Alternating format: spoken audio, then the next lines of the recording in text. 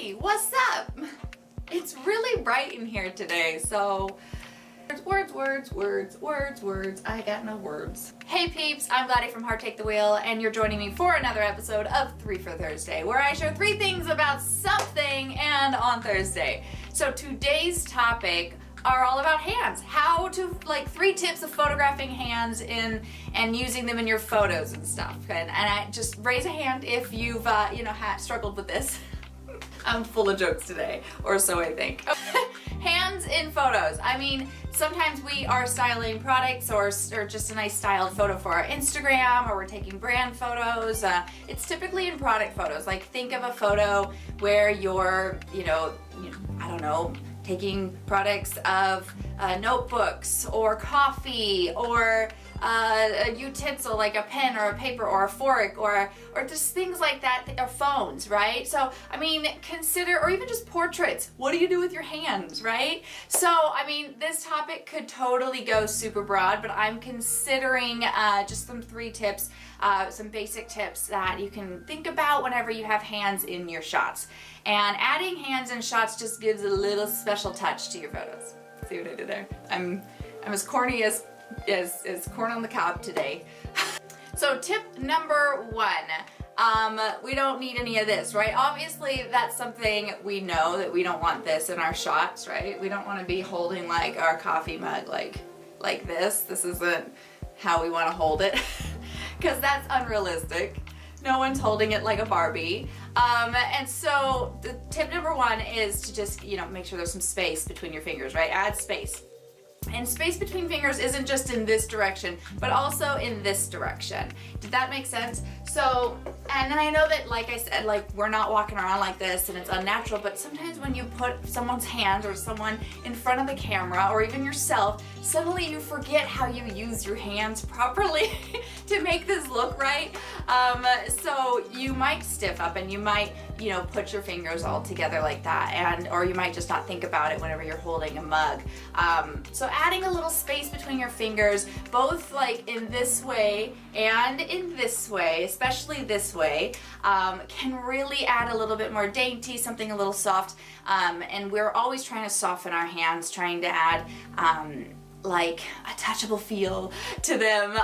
Of course, if you take care of your hands, it helps, but I'm not gonna make that a tip, because we all know if we have nice, pretty hands, we're gonna wanna photograph them, but I don't have pretty hands, so I always have to use these tips to keep my hands looking as good as they can. So that's definitely tip number 1, is to add some space between your fingers. Not like dramatic space though, come on, just a little bit. A little goes a long way. This is like ginger, okay? So number 2 would be to not be so tense. I mean, unless you're taking a photo that's you're boxing, or you're fighting somebody, or you're trying to take a photo purposely, I mean, then that's a concept that you're running with. But if you're adding photos into a styled scene for Instagram, or your products or branding photos, it's likely that, okay, so you've got your fingers kind of spaced out a little bit, maybe you have a pinky up or out, I don't know, you don't have to, just roll with it on some spacing in your fingers, and then you are tensing up. You can see tension in the photos, right? You can see whenever your pads of your fingers are red, and then the tops of your fingers are white. That comes through, especially if anyone editing the photos is adding any kind of contrast or something.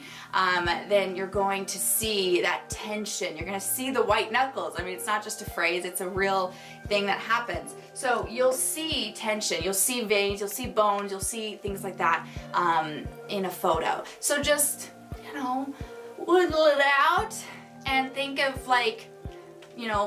think of your hands, I would say, being a little bit weightless. You want to make sure you're not adding tension to your photo. And that's something to consider in more than just your hands. So many things of what we do, our props and our angles and how we shoot things and what's in a photo, can add tension to a photo. So we're always making sure, unless that's your concept, unless that's what you're trying to do, to avoid adding tension in a photo, because you can feel it as a viewer. We don't want to tense up. We also don't want to be all like Barbie hands. So moving on to number 3. Number 3 is a huge one in portraiture, but especially, I mean, if you're photographing flat lays, it's just as important. So whenever we have our hand in our photo, like, okay, I'll do a simple one like with our headshots, for example. So if you're gonna add a hand in your like up here-ness photo, and you're trying to do one of these things, right? Because we always like to bring our hands up to our face. It's totally fine. Now, here's what we typically do when we're not thinking about it. We kind of just bring our hand up here. Now, this is what you kind of want to avoid though. So this is the number 3 tip, is to kind of keep your hand on its side. So you don't want your hands facing straight on like this, and you also don't want them facing straight on like this, because this is a lot of surface area that's going to be reflecting a lot of that light. And our eyes will naturally gravitate towards bright and big surface areas of bright light. So we're just gonna be staring at this if this is where it is, especially if it's tense and all of our fingers are together, and then we're just like, You want to kind of keep your hands a little bit, fingers a little bit apart there. Keep them soft, not tense, and then you'd want to turn your hands to the side of the camera instead of face on. So none of this. I mean, depends on which. Obviously, photography is an art form. You do what you gotta do to get what you're trying to get there. But these are just some tips that I utilize in my product and brand and portrait photography. So the light. Seriously, it's a cloudy day. We have a lot of clouds coming and going.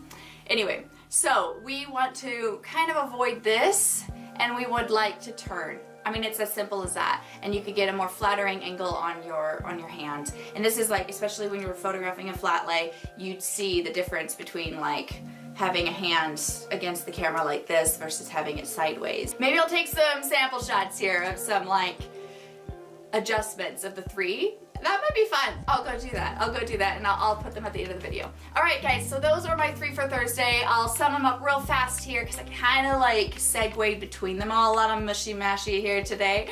So number 1 is to just add some separation. We're not going full-blown here, but like adding some separation between the fingers, and it's not just this way, but also this way. And number 2 is making sure your hands aren't tense. And number 3 is aiming for the side of the hand rather than flat. So none of that. We would prefer the sides of our hands. Even a little bit makes a huge difference. So try that out in the next photos you take involving hands for your brand and product photography. And I'll see you in the next video. Bye!